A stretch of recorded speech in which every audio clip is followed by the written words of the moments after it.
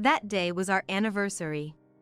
However, my husband Topher didn't come home until morning, citing work commitments. Spending our anniversary alone was a first for me, cutting up a cold cake I had prepared while watching a lively variety show. I wondered if he might be cheating. As I ate the cake, it tasted like sand. If he was really cheating, I wasn't sure if I felt sad or angry. After supporting each other for so long and planning to start a new life just the two of us, betrayal at this juncture made me question what feelings I should harbor. All I could definitely think was, what on earth is Topher thinking at his age? If he's cheating, I'll make sure he regrets it, I resolved, staring at the partially eaten cake on a quiet night. While searching for something that could be definitive proof of his infidelity in Topher's room, I found some papers sticking out from a bookshelf. Casually pulling a few out, I discovered something unexpected. Divorce papers, and this is. What I found were divorce papers with only Topher's name filled in and a marriage license. In a moment, I almost tore up those 2 sheets of paper, but I quickly calmed down. I will never forgive him. I'll make sure he deeply regrets what he's done. My name is Eleanor. 23 years ago, when I gave birth to our son, I was still young and planned to go back to work after a certain period of childcare, entrusting our son to a daycare. However, Topher was against me resuming work. In Topher's view, there was a strong belief that men should work outside while women should take care of the home. Though it wouldn't be true to say I had no aspirations of being a housewife, I accepted his suggestion and quit my job. Our son's name is Chet. He grew into a large, kind young man, living up to his robust name, graduating from the college of his choice and securing a job, which was a relief to me. With Chet moving out to live on his own upon getting a job, our home felt suddenly empty yet somehow pleasing, stirring complex emotions. Now, I sit where Chet used to, reading a book. I read detective novels that I couldn't focus on during busier times, sinking deeply into the sofa with my eyes closed after getting into the story. The curtains, left open, flutter in the soft breeze, carrying the faint scent of osmanthus. Ah, it's that time of year again. I remember the scent from when Topher and I got married. It's the start of autumn. I find myself smiling at no one in particular in the quiet living room. One holiday, I was cleaning the entrance early in the morning. The air was clear and a bit cold, and since I was dressed for summer, I felt chilled to the bone. Returning inside, I saw Topher about to close the bathroom door in his pajamas. Is bread okay for breakfast? I asked quickly. Uh-huh. To which he replied ambiguously. I placed the bread on the cutting board, topped it with sliced ham and cheese, and threw it into the toaster. As I turned on the stove under the kettle, Topher's mobile phone, left on the dining table, started to vibrate without warning. Buzz, buzz, buzz, it vibrated persistently, calling for its owner. I, not particularly concerned, took the toast with a nice level of browning out of the toaster, placed it on a plate, and set the table. The mobile phone was still going. The screen was face down, not that I wanted to look, but I thought it might be a call from work, though I only pondered this briefly before the ringing stopped. At the same time, Topher came back from the bathroom and began washing his hands in the kitchen, prompting me to chide him immediately. Hey, don't wash your hands in the kitchen sink. Huh? Oh, right? What? Topher, still half asleep, wiped his hands on his pajama sleeves after washing and took his seat. I handed him the newspaper I'd taken from the post while cleaning the entrance. With a slight smile. Thank you, Topher said. I always liked these small expressions of gratitude from him. Then I took my seat and sipped the hot coffee I'd poured into my cup. By the way, your mobile phone was ringing off the hook earlier. Who was it from? Topher quickly closed the newspaper he was holding open and glanced at his mobile phone, which was face down on the table. Then, with a panicked expression, he said to me, "Hey! You didn't look at my phone, did you?" "No, I didn't, but who is it from?" I'm in the middle of an important work exchange. There are some details I wouldn't want outsiders to know about." Saying that, Topher looked a bit upset, quickly stuffed his toast in his mouth, and without really reading the newspaper, retreated to his room. Wondering what was going on, I placed the dishes in the sink, and then my mobile phone rang. I picked up my constantly charging mobile phone from the corner of the kitchen, carefully unplugged it, and put it to my ear. The call was from my son, Chet. "Is everything okay?" I asked, and Chet, "Just checking if you're doing all right," sounded a bit embarrassed, even over the phone. Thinking to myself, shouldn't he be calling his girlfriend instead of his mom on a holiday morning? I almost asked, but then, puzzled by Topher's earlier behavior, I shared the story with Chet as it happened. "That sounds like Dad might be cheating," Chet joked, and I couldn't help but laugh. After that, the conversation turned to Chet struggling with cooking for himself, and I promised to text him my special recipe later before hanging up. I started typing the minestrone recipe on my mobile phone, a recipe that both Topher and Chet loved. Use fresh tomatoes, not canned. The soup, which uses just a bit of consommé but primarily relies on the flavor of the vegetables, was praised by Topher as delicious when I first made it at the start of our marriage. While I was frantically typing on my unfamiliar mobile phone, Topher left without a word, and I heard the entrance door close. The sound of a car engine starting and driving away gave me a strange feeling of unease. Through the gap in the curtains, I just watched the tail lights of Topher's car. Then another day. That day was our anniversary. However, Topher didn't come home until morning, saying he was busy with work. Spending our anniversary alone was a first for me, cutting up a cold cake I had prepared while watching a lively variety show. I wondered if he might be cheating. The cake I ate tasted like sand. If he really was cheating, I wasn't sure whether to be sad or angry. After supporting each other for so long, and just as we were planning to start a new life, just the two of us, such betrayal made me wonder what feelings I should have. All I knew for sure was, what on earth was Topher thinking at his age? If he's cheating, I'll make sure he regrets it, I resolved, staring at the half-eaten cake on a quiet night. My plan began that day. I would sneak a look at Topher's mobile phone while he was in the shower and check WhatsApp. The screen lock was on, but after seeing Topher unlock the pattern lock a few times, I figured out it was a simple spiral pattern within a few days. Unaware, Topher carelessly left his phone with lax security all over the room, giving me opportunities over several days to sneak peeks. I searched for evidence of cheating. Carefully proceeding without arousing Topher's suspicion, I found conversations that seemed to imply infidelity and felt a tightening in my chest, along with a quiet rising anger, which I tried hard not to show. I served dinner as if nothing was amiss. Tonight's dish was minestrone, a favorite of both Topher and me. Usually, I use fresh tomatoes, but tonight, I used canned tomatoes on sale from abroad and added more consommé than usual. Huh? The minestrone tastes better than usual. Really? That's good to hear. I smiled. Years ago, when Topher was warned by a doctor to watch his salt intake, I took it seriously and subtly reduced the salt in our meals. But tonight, I loaded the dish with as much artificial seasoning and salt as possible, maximizing the flavor. During the meal, Topher kept opening his mobile phone and staring at the screen.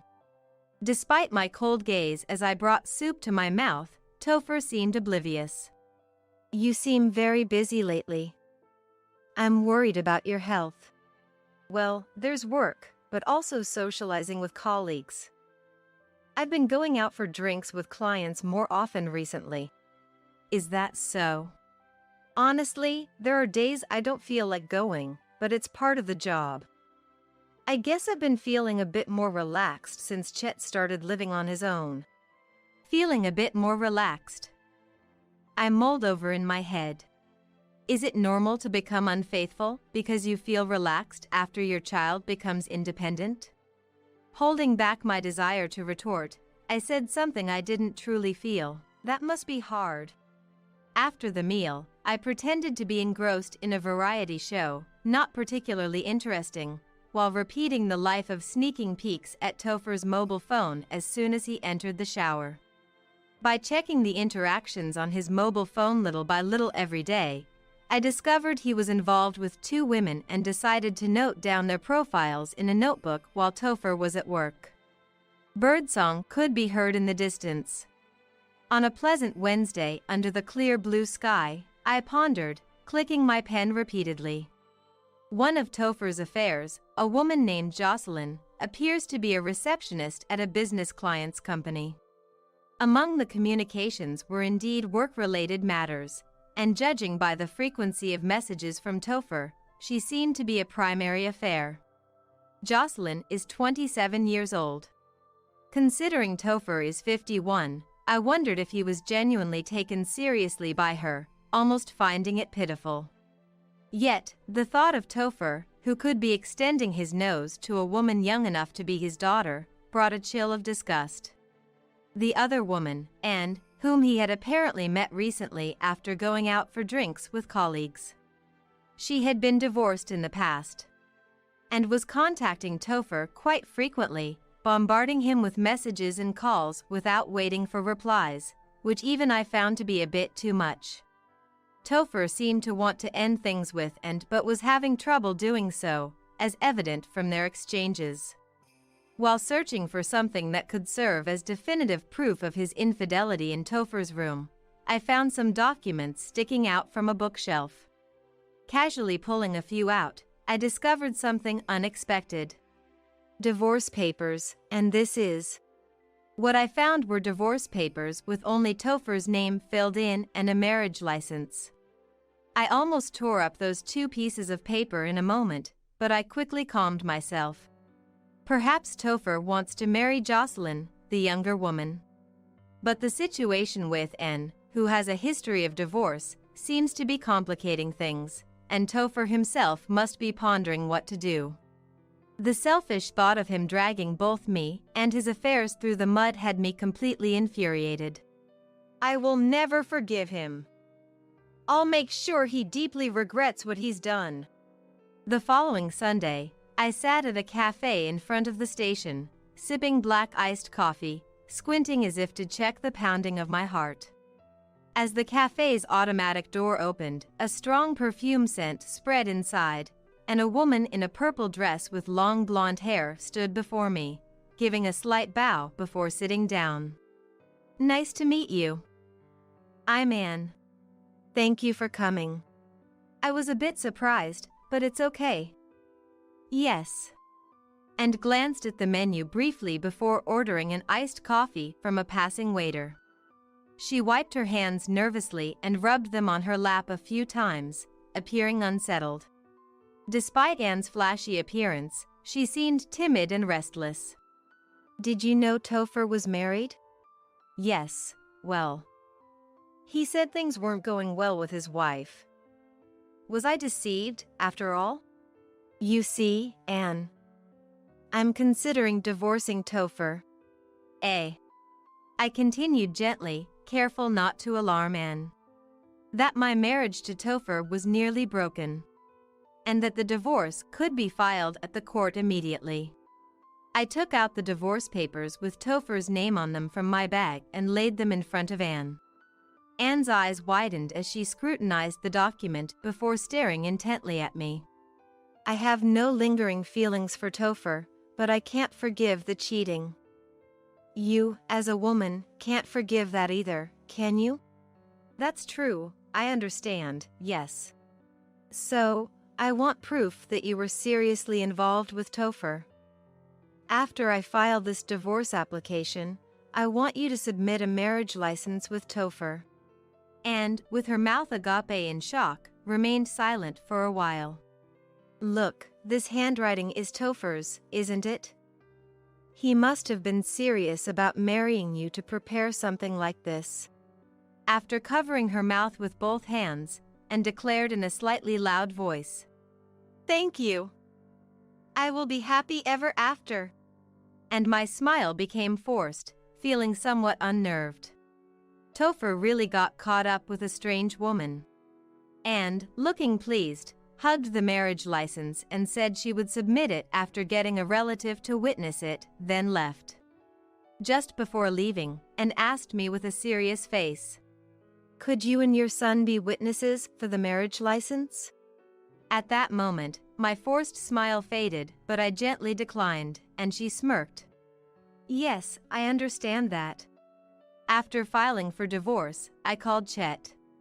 I reported how Topher had been cheating, that I had filed for divorce, and even helped his reluctant affair partner to submit a marriage license. Hearing this, Chet's loud laughter came through the phone. Listening to his laughter, the small lump of guilt in my heart seemed to dissolve. "Mom, you do some crazy things. But I think it's good. I won't see Dad anymore. I didn't think he was that kind of person." "Thank you. I felt relieved hearing your voice. Is there anything I can do?" "I'll help if there's anything." I declined his offer, thanked Chet, and then decided to take a bus back to my parents' home. Arriving home after transferring buses, my elderly parents welcomed me with surprised faces. My father, who had retired, had taken up vegetable gardening near our home, and it seemed to have expanded significantly without my knowledge, with a large amount of vegetables stacked in containers like those used by wholesalers at the entrance. As we settled down with coffee after work, I shared the entire story and began discussing the future. At first, my parents were incredulous at the news of Topher's affair, but eventually, they accepted the situation and suggested that I move back home.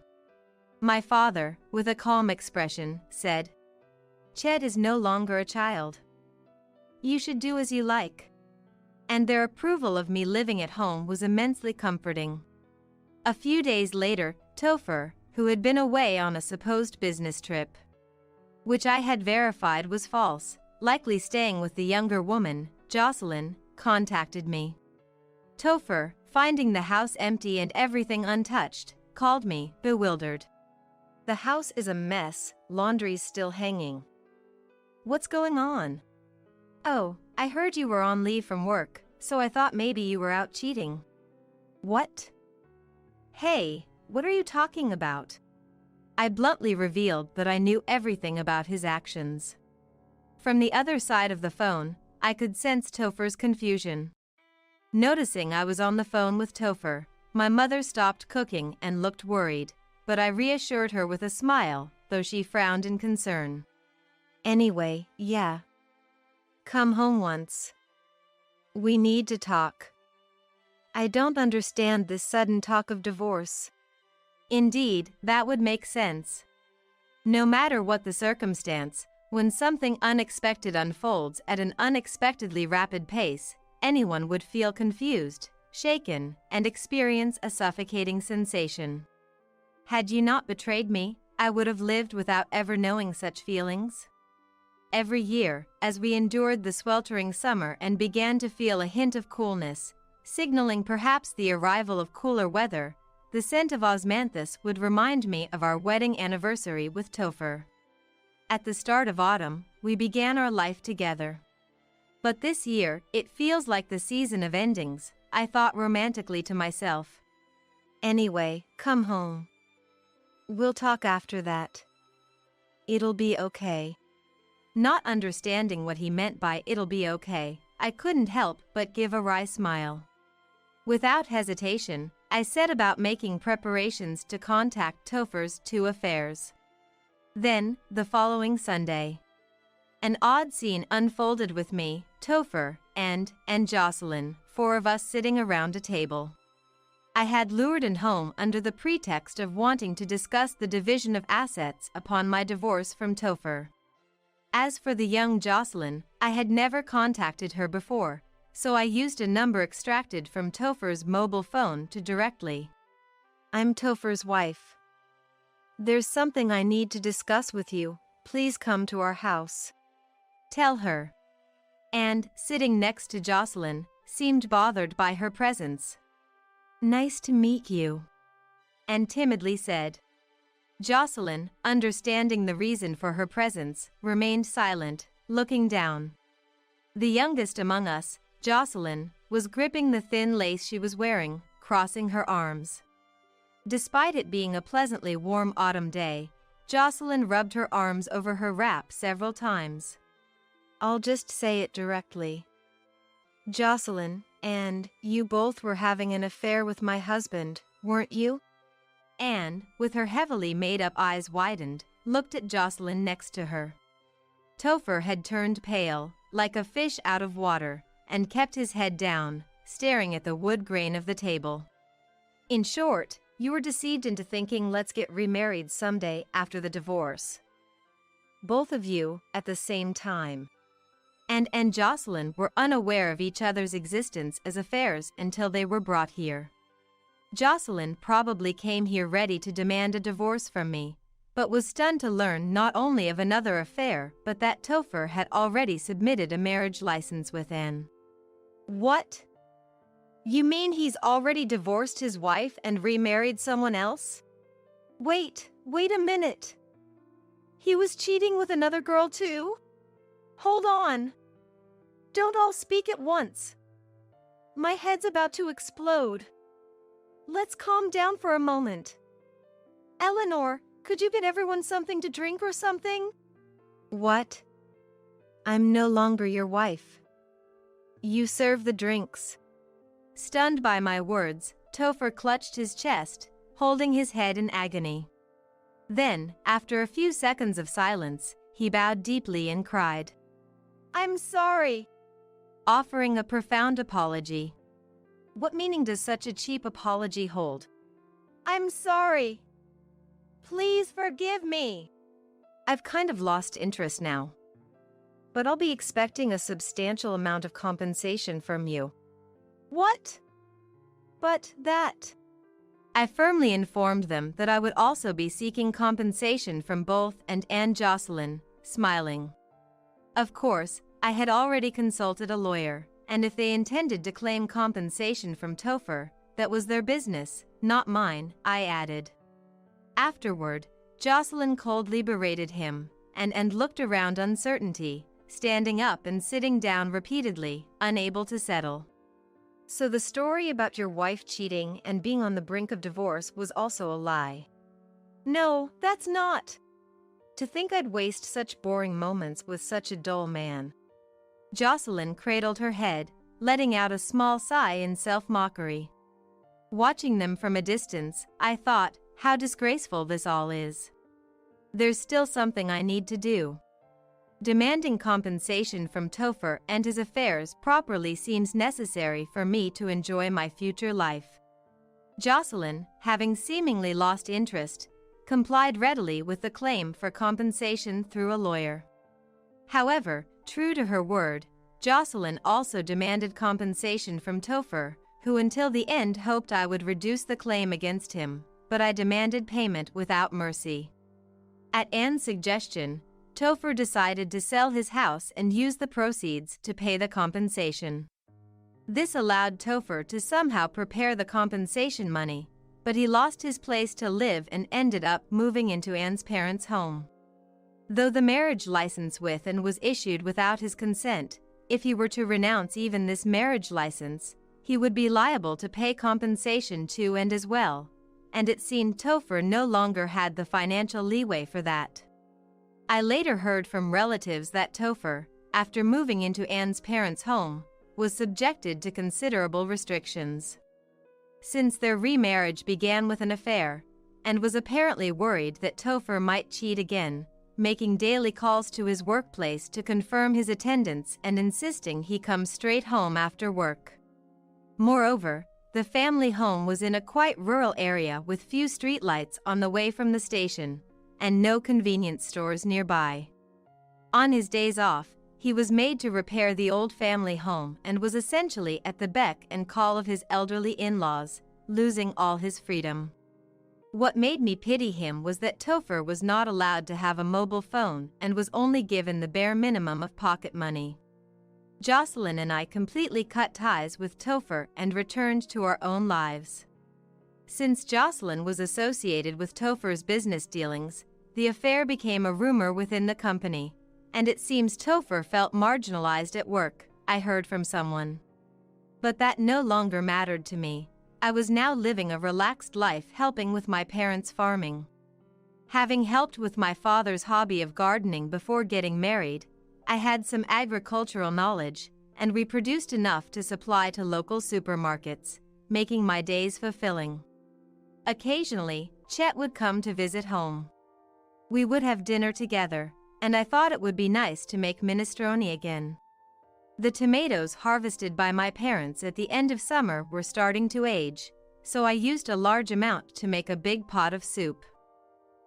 You're making quite a fashionable dish," my mother said with interest as she watched me cook, but I assured her with a smile that she would like it. Seeing everyone enjoy the meal I prepared, I couldn't help but smile with joy. The soup, low in salt but rich in vegetable flavors, might not have been the most stimulating taste, but it felt like it gently merged into our bodies.